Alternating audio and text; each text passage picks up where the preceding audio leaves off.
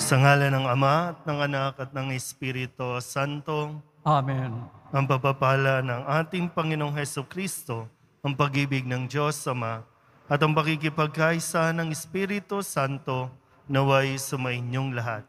At sumayo rin.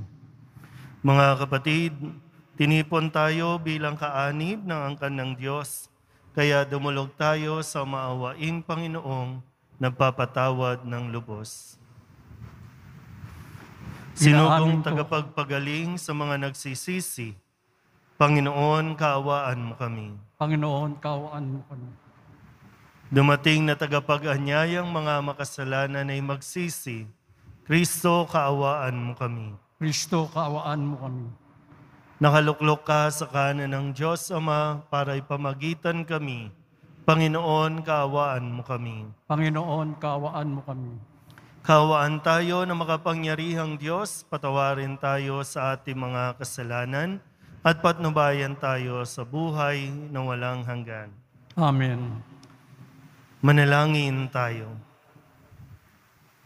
Ama naming makapangyarihan, ipagkaloob mong lagi naming ikaligayang ikaw ay paglingkuran, sapagkat walang maliw at walang kahulilip ang kasiyahan kapag sumasamba kami sa iyong kapangyarihan. Nagpapairal sa tanang sanlibutan sa pamamagitan ni Jesucristo kasama ng Espiritu Santo magpasawalang hanggan. Amen. Magsiyupo po ang lahat. Pagbasa mula sa unang sulat, sa unang aklat ng Makabeo. Noong mga araw na iyon, may sumipot na masamang binhi. Ito'y si Antioco Epiphanes, ang anak ni Haring Antioco.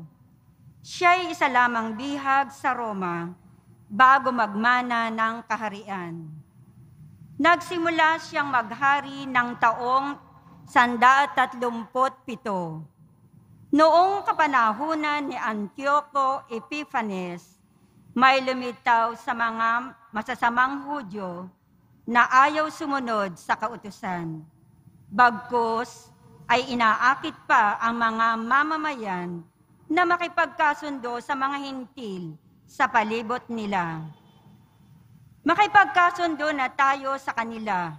Wala naman tayong mahihita sa hindi pakikipagkasundo, kundi pawang kamalasan. Wika nila. Ang ganitong panukala ay nagustuhan ng marami at ang ilan sa kanila'y agad napunta sa hari upang humingi ng pahintulot na sumunod sa mga tuntuning hentil. Pumayag naman ang hari. Nagtayo sila ng isang malaking palaruan sa Jerusalem, alinsunod sa kaugalian ng mga hentil. Gumawa sila ng paraan para mapawi ang bakas ng kanilang pagkatuli at pati ang banal na tipan ay kanilang kinaligtaan. Ano pa't nakiisa na sila sa lahat ng masasamang gawain ng mga hentil. Ang hari ay nagpalabas ng isang kautusan para sa buong kaharian. Iniutos niyang maging isa ang tuntunin sa bansa, kaya't ipinagbawal niya ang dating kautusan at ang relihiyon. Lahat ng hintil ay sumang-ayon at marami ring Israelita ang sumunod. Naghandog din sila sa mga Diyos-Diyosan at nilabag ang araw ng pamamahinga.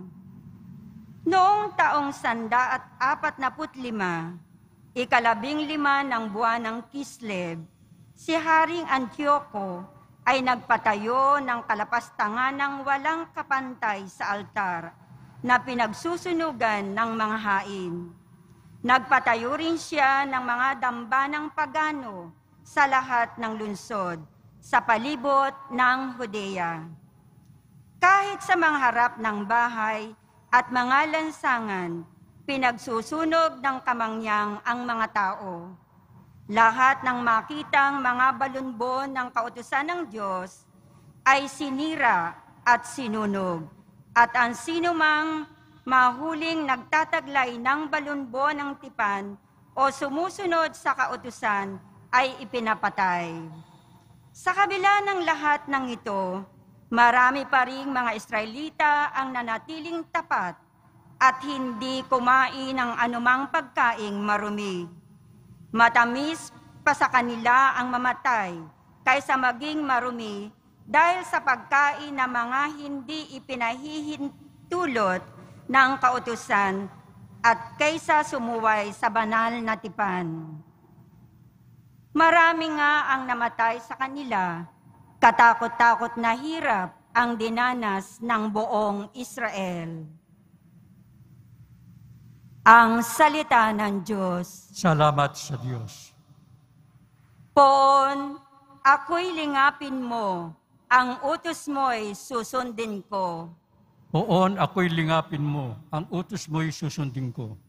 Nag-aapoy ang galit ko sa tuwikang mamamalas. Yaring mga masasamang lumalabag sa iyong batas. Poon, ako'y lingapin mo, ang utos mo'y susundin ko. Silang mga masasama, kahit ako ay gapusin, ang bigay mong mga utos ay di ko rin lilimutin. Poon, ako'y lingapin mo, ang utos mo'y susundin ko. Sa sino mang naghahangad na ako ay alipinin, iligtas mo ang lingkod mo't ang utos mo ay susundin. Poon, ako'y lingapin mo, ang utos mo'y susundin ko. Palapit ng palapit ang sa aki umuusig, mga taong walang galang, sa utos mong inuulit. Poon, ako'y lingapin mo, ang utos mo'y susundin ko.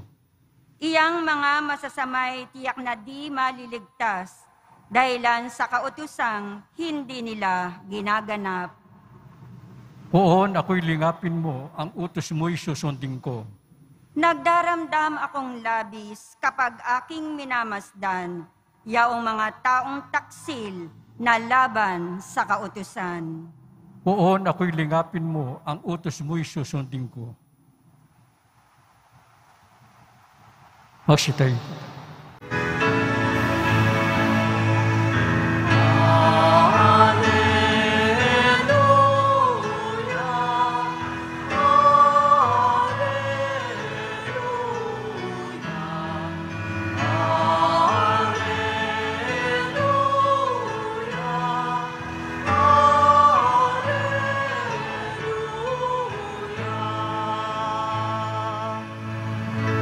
Sa daigdig ay laganap, liwanag na sumisikat, salitang buhay ng lahat.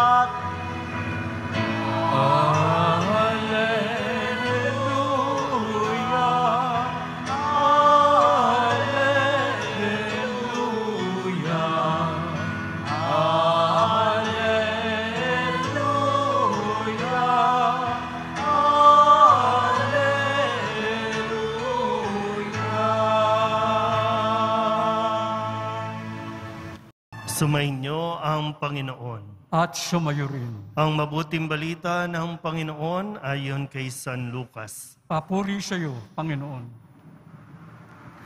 Malapit na si Jesus sa Jericho at dooy may isang lalaking bulag na nakaupo sa tabi ng daan at nagpapalimos. Nang marinig nitong nagdaraan ang maraming tao, itinanong niya kung ano ang nangyayari. Nagdaraan si Jesus sa taga Nazaret, sabi nila. At siya'y sumigaw, Jesus, anak ni David, mahabag po kayo sa akin. Sinaway siya ng mga nasa unahan, ngunit lalo pa niyang nilakasan ng sigaw. Anak ni David, mahabag po kayo sa akin. Kaya tumigil si Jesus at iniutos na dalhin sa kanya ang bulag. Inilapit nga ito at tinanong ni Jesus, ano ang ibig mong gawin ko sa iyo? Panginoon, ibig ko po sana'y manumbalik ang aking paningin. Sagot niya. At sinabi ni Jesus, mangyari ang ibig mo. Pinagaling ka dahil sa iyong pananalig. Noon din, nakakita siya at sumunod kay Jesus at nagpasalamat sa Diyos. Na makita ito ng mga tao, silang lahat ay nagpuri sa Diyos. Ang mabuting balita ng Panginoon. Pinupuri ka namin, Panginoong Hesukristo. Magsiupo ang lahat. Isang magandang araw po sa inyong lahat. Sa ating pong Ebanghelyo ay inaanyayahan tayo na pagnilayan at suriin mabuti ang ating po mga nagiging desisyon sa buhay. Hindi po mahirap kausap ang Diyos. Kailangan lang alam natin kung ano ang gusto natin. Yung direct to the point, wala nang paligoy-ligoy. Kailangan lang din na verbalize natin, nasasabi natin ano talaga ang gusto natin.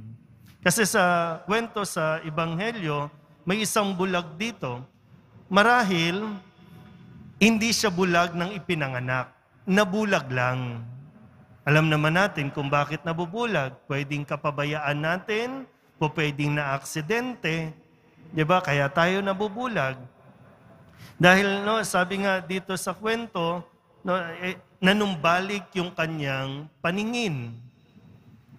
Pero yung tanong, nung magkaroon siya ng pag-asa na marinig niya na tanging, na naroroon si Jesus at si Jesus ay may kapangyarihan na ibalik ang kanyang paningin, kaya gano'n na lang yung pagsusumikap niya na madinig siya ng Diyos, na marinig siya ni Jesus.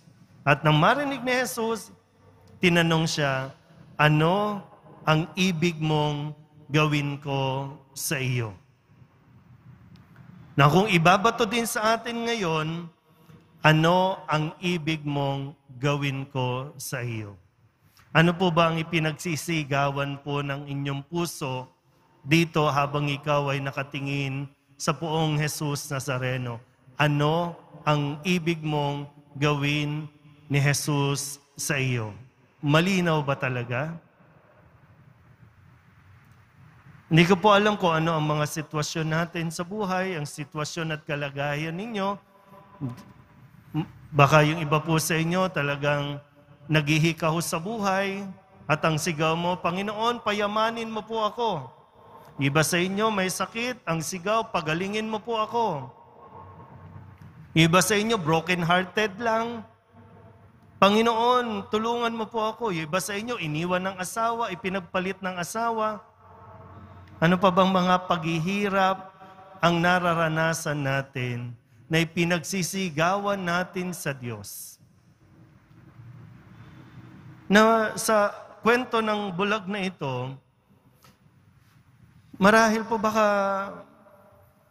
yung paghihirap natin ay bunga lang din ng ating pagbubulag-bulagan. Mas madali pa pong gamutin ang isang taong bulag kaysa ang isang taong pinipiling maging bulag. Mas pinipiling ipikit ang mata at hindi makita ang katotohanan. So paano natin naayusin ang buhay natin? Paano natin marareconcile yung dinadasal natin sa Diyos na gusto namang ipagkaloob ng Diyos doon sa ayaw mo naman talagang tingnan, ayaw mo naman talagang imulat ang mata mo para matapos ang ating paghihirap.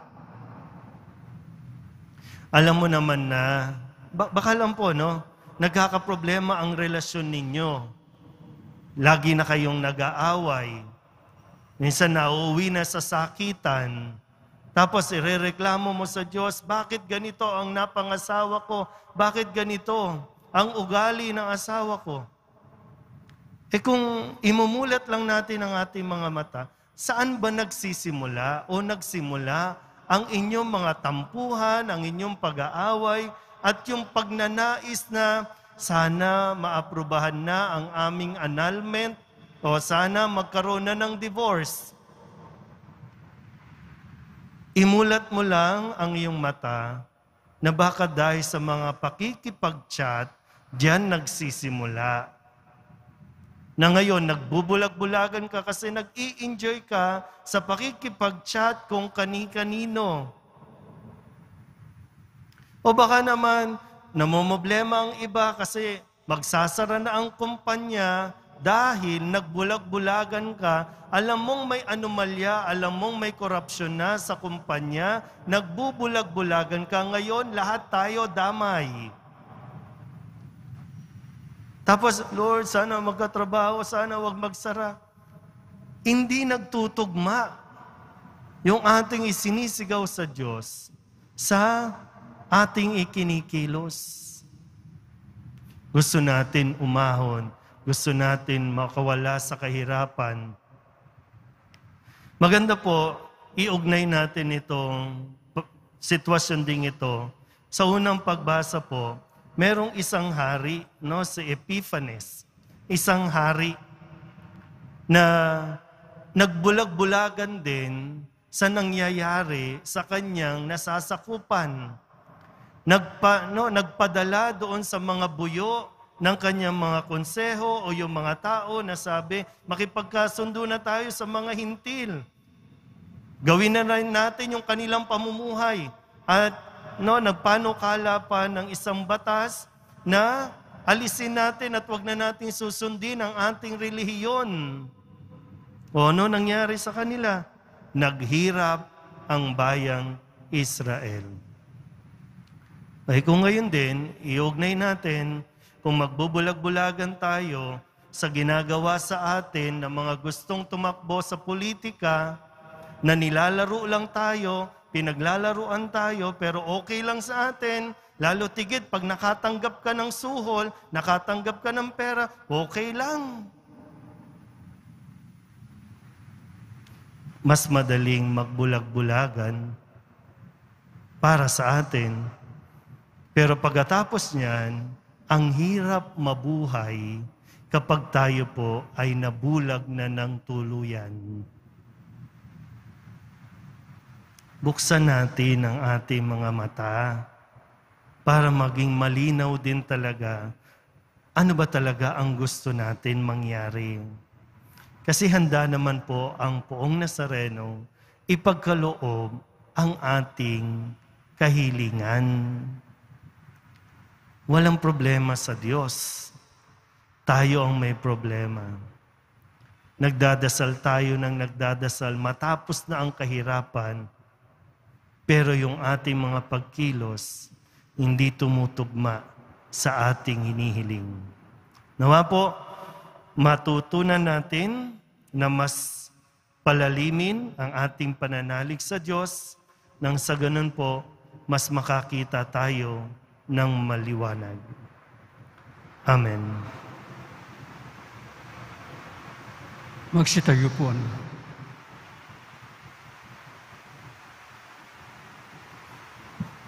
Minamahal ko mga kapatid, hilingin natin sa Diyos Ama na buksan ang ating mga mata upang malinaw nating makita ang kanyang daan at sundan siya ng buong puso. Ang ating pong itutugon, Panginoon, sinagan mo kami ng iyong liwanag. Panginoon, sinagan mo kami ng iyong liwanag.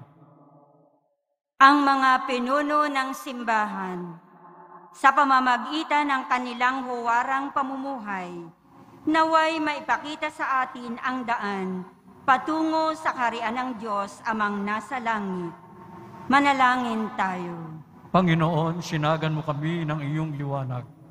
Sa pamamagitan ng ating paggawa ng kabutihan, naway palagi nating bigyang pansin ang mga hinahatulan, tinanggihan at hindi minamahal sa ating lipunan. Manalangin tayo. Panginoon, sinagan mo kami ng iyong liwanag. Katulad ng bulag ng Jericho, tayo naway magkaroon ng matatag na pananalig sa nakapagpapagaling na presensya ni Jesus at sundan siya sa daan ng buhay. Manalangin tayo. Panginoon, sinagan mo kami ng iyong liwanag. Ang mga may sakit at mga nagdurusa sa kalabuan ng paningin, o pagiging bulag, naway makatagpo ng kagalingan at kasiyahan. Manalangin tayo. Panginoon, sinagan mo kami ng iyong liwanag. Ang mga yumao, naway tumanggap ng walang hanggang kapayapaan at liwanag sa kaluwalhatian ng kaharian ng Diyos. Manalangin tayo. Panginoon, sinagan mo kami ng iyong liwanag. Idulog din natin sa Panginoon ang ating mga personal na kahilingan at mga panalangin para sa ating mga pamilya. Ganon din ang mga misang pasasalamat, espesyal na intensyon at mga kaluluwa na inihiling na ipagdasal sa misang ito.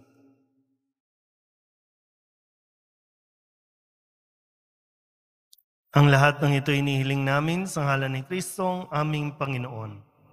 Amen. Magsiupo po na.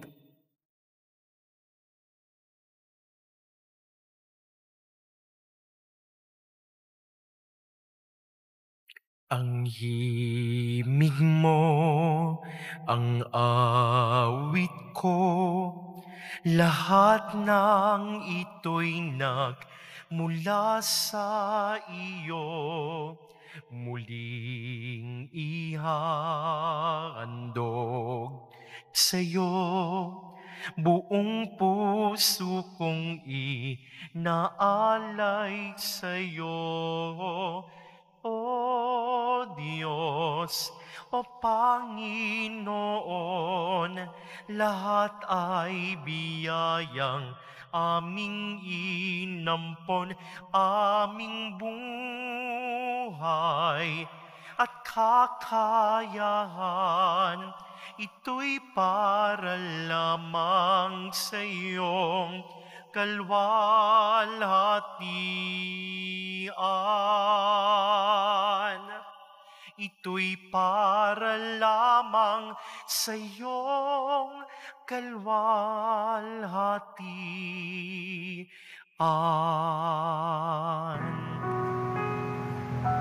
Manalangin kayo mga kapatid Magtayo po lahat.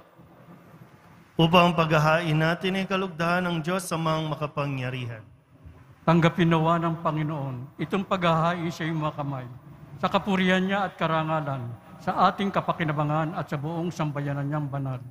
Ama naming lumikha, ipagkaloob mo ang iyong masintahing pagtingin sa aming mga alay upang ang kagandahang loob mo ay aming makamtan at ang bunga ng walang hanggang pag-iral ay aming mapakinabangan. Sa pamamagitan ni Jesucristo kasama ng Espiritu Santo, magpasawalang hanggan.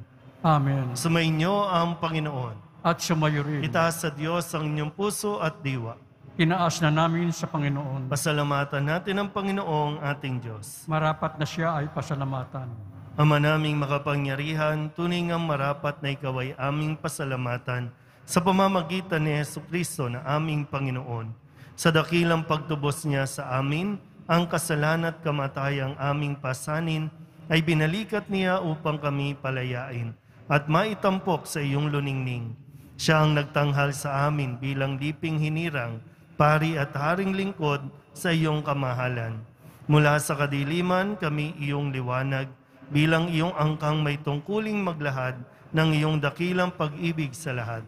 Kaya kaysa ng mga anghel ang sisiawit ng papuri sa iyo nang walang humpay sa kalangitan, kami nagbubunyi sa iyong kadakilaan.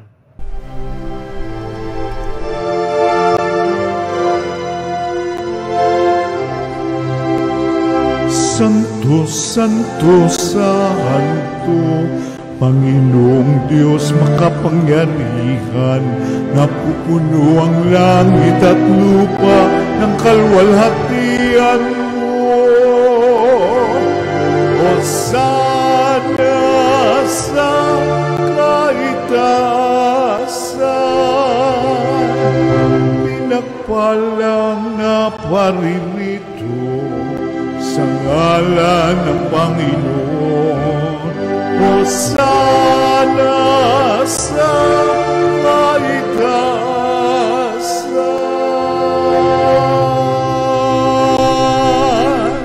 Magsiluhod po ang lahat. Ama naming banal, ikaw ang bukal ng tanang kabanalan. Kaya't sa pamamagitan ng iyong Espiritu, gawin mong banal ang kaloob na ito upang para sa aming maging katawan at dugo ng aming Panginoong Hesukristo. Bago niya pinagtiis ang kusang loob na maging handog, inawakan niya ang tinapay, pinasalamatan kaniya, inaghati-hati ni ayon, iniabot sa kanyang mga alagad at sinabi, "Tanggapin ninyong lahat ito at kanin, ito ang aking katawan na ihahandog para sa inyo."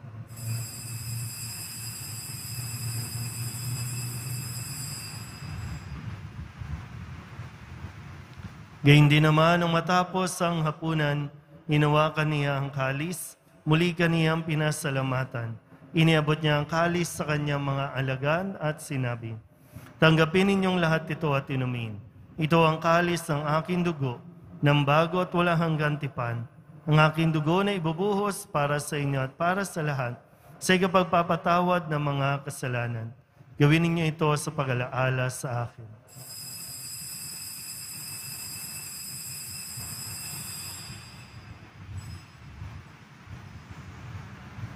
Ipagbunyi natin ang misteryo ng pananampalataya. Magsitayo po.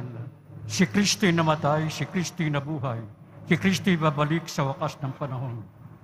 Ama, ginagawa namin ngayon ang pag-alaala sa pagkamatay at muling pagkabuhay ng iyong anak.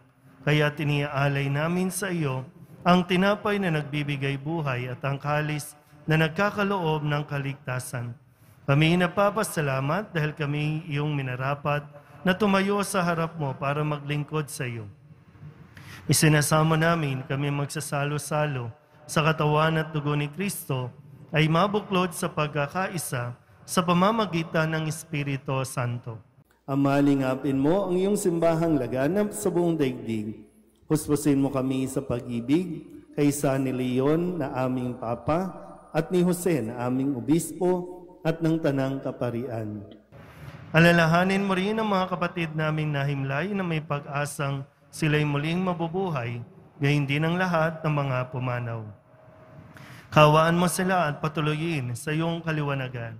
Kawaan mo at pagintapating kaming lahat na makasalo sa iyong buhay na walang wakas. Kaysa ng mahal na Birhen Maria na Ina ng Diyos, ng kabiyak ng puso niyang si San Jose. Kaysa ng mga apostol at ng lahat ng mga banal, na namuhay dito sa daigdig ng kalugod-lugod sa iyo. May pagdiwang nawa namin ang papupuri sa kararangal mo sa pamamagitan ng iyong anak na aming Panginoong Hesukristo. Sa pamamagitan ni Kristo, kasama niya sa Kanya, ang lahat ng parangal at papuri ay sa iyo, Diyos Amang makapangyarihan, kasama ng Espiritu Santo, magpasawalang hanggan. Amen.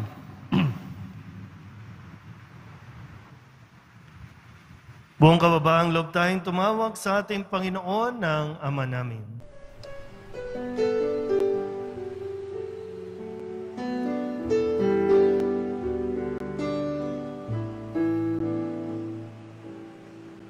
Ama namin, sumasalang ka, sambahin ang ngalan mo, mapasa amin ang kaharian mo, sundin ang loob mo, dito sa lupa para ng sa langit. Bigyan mo po kami ngayon ng aming kakanin sa araw-araw at patawarin mo kami sa aming mga sala. Para ng pagpapatawan namin sa nagkakasala sa amin.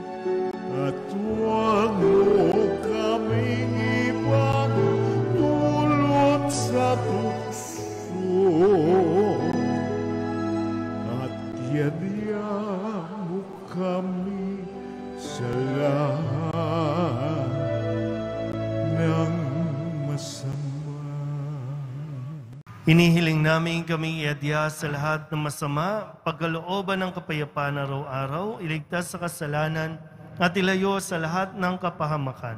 Samantalang aming pinananabikan ang dakilang araw ng pagpapahayag ng tagapagligtas naming si Jesucristo. Sapagkat iyo ang kaharian at ang kapangyarihan at ang kapurihan magpakilanman. Amen. Panginoong Jesucristo, sinabi mo sa iyong mga apostol, kapayapaan ang iniiwan ko sa inyo, aking kapayapaan ang binibigay ko sa inyo. Tunghayan mo ang aming pananampalataya at huwag ang aming mga pagkakasala. Pagkalooban mo kami ng kapayapaan at pagkakaisa ayon sa iyong kalooban, kasama ng Espiritu Santo, magpasawalang hanggan. Amen. Ang kapayapaan ng Panginoon ay laging sumainyo. At sumayo rin. Magbigayan po tayo ng kapayapaan sa isa't isa.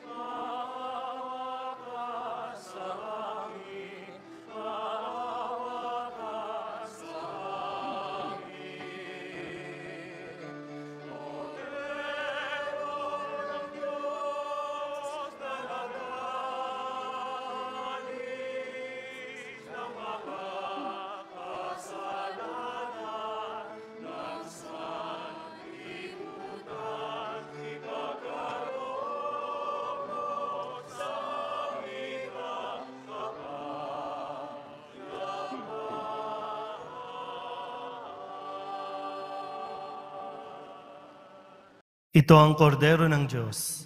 Ito ang nag-aalis ng kasalanan ng sanlibutan. Mapalad ang mga inaanyayahan sa kanyang piging. Panginoon, hindi ako karapat-dapat na magpatuloy sa iyo. Ngunit sa isang salita mo lamang ay gagaling na ako.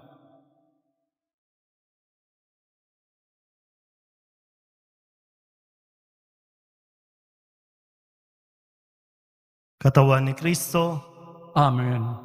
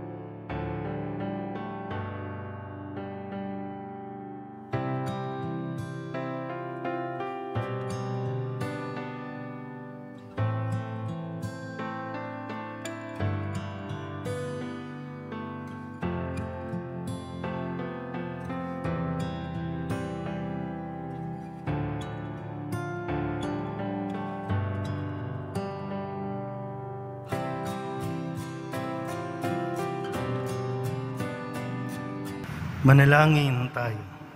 Magsitayo po ang lahat. Ama naming mapagmahal, Sa pinagsaluhan naming banal na pakikinabang, ang amin nawang pag-ibig ay lalong madagdagan ng ginawa namin sa pag-alaala sa anak mong mahal na nag-utos sa pagdiwang ang huling hapunan sa pamamagitan ni Jesucristo kasama ng Espiritu Santo magpasawalang hanggan. Amen. Sumainyo ang Panginoon. At sumayo rin. Manalangin tayo para sa pagbabasbas. Mahal na pong Jesus Nazareno, inihayag mo sa pamamagitan ng krus ang walang maliw na pag-ibig ng Diyos sa sangkatauhan. Pakinggan mo ang kahilingan ng iyong angkan na nagsusumamo sa iyo. Makamtanawa nila ang iyong katugunan at tanggapin ang kasagutan ng may utang na loob na tinatanaw. Basbasan din po ninyo ang mga dala-dala nilang mga imahin at dasalan at lahat ng mga may karamdaman. Sa pamamagitan ng bendisyon na ito, naway maalala nila ang mga pangako nila noon sa binyag na ikaw ang kanilang ibigin at paglilingkuran bilang Panginoon magpasawalang hanggan. Amen. At papalain kayo ng makapangyarihang Diyos, Ama at Anak, at Espiritu Santo. Amen. Umayo kayong taglayang kapayapaan ng Poong Jesus Nazareno. Salamat sa Diyos. Magandang araw. Nuestro Padre Jesus Nazareno, sinasamba ka namin, pinipintungo ka namin, aral mo ang aming buhay at kaligtasan. Nuestro Padre Jesus Nazareno, iligtas mo kami sa kasalanan. Ang krus mong kinamatayan ay sagisag ng aming kaligtasan. Nuestro Padre Jesus Nazareno, dinarangal ka na amin.